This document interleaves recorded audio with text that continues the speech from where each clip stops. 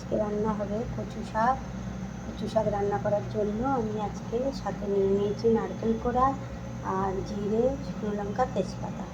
এখন এই যে কড়াইতে তেল দিয়ে দিয়েছি, আর এখন দিয়ে দিচ্ছি শুকনো লঙ্কা, তেজপাতা আর এই জিরেটা দিয়ে দিলাম।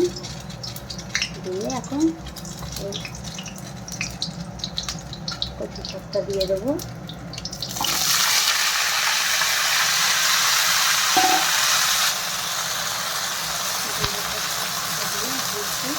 ভালো করে নাড়াচাড়া করে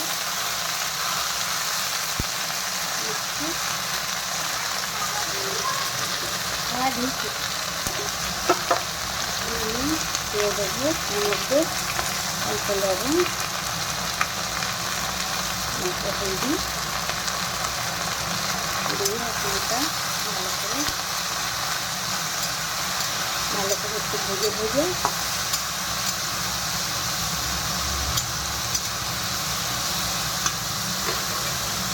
এখন আমি এটা ঢেকে দেবো।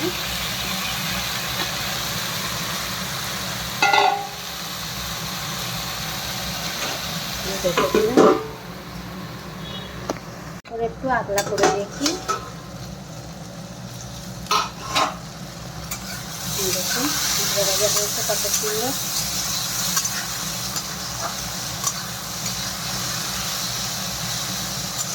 ভাজা ভাজা হয়ে গিয়েছে।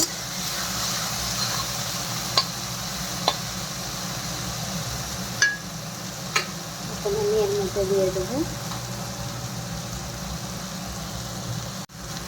এখন আমি এর মধ্যে দিয়ে দেবো অল্প ডালের গুঁড়ি আর অল্প মিট মশলা দিয়ে দিলাম। আর উপরে নারকেলটা আমি দিয়ে দিচ্ছি। সব নারকেলটা দিয়ে দিয়েছি। এখন নারকেল দিয়ে আর এই কচু শাক দিয়ে ভালো করে হচ্ছে বানানো হবে। কচু শাক দিয়ে নারকেল ভাজা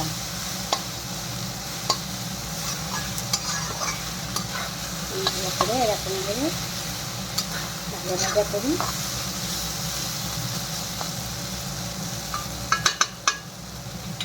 আর 10 মিনিট মতো আর একটু বানাতে হবে। গ্যাসটা সিম করে রেখেছিলাম। একটু নারকেল কোড়াটাও একটু সিদ্ধ হয়ে গিয়েছে আর এই কচু শাকটাও সিদ্ধ হয়ে গিয়েছে। এখন আমি এর মধ্যে দিয়ে দেবো অল্প চিনি। চিনি না দিলে নিরামিষ সবজি ভালো লাগবে না। দিয়ে অল্প একটু চিনি দিয়ে দিলাম। দিয়ে চিনিটা দিয়ে আর একটু হোক।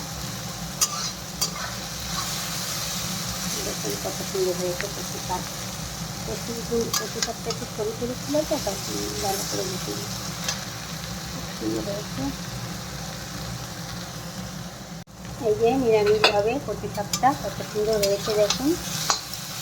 একদম ভাজা একদম খুব সুন্দর হয়েছে। খেতে কিন্তু হেভি টেস্ট হবে।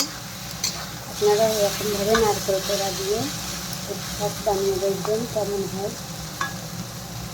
এরকম ভেবে বানিয়েছি। আর আমার ভিডিওটা ভালো লাগলে একটা লাইক কমেন্ট করে